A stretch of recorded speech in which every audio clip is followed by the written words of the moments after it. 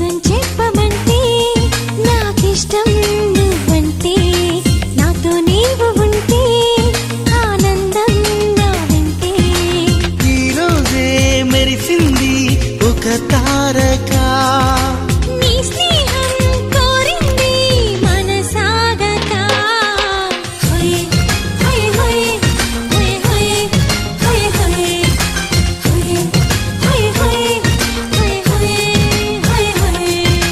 మళ్ళీ మళ్ళీ రాదు మన కోసం ఈ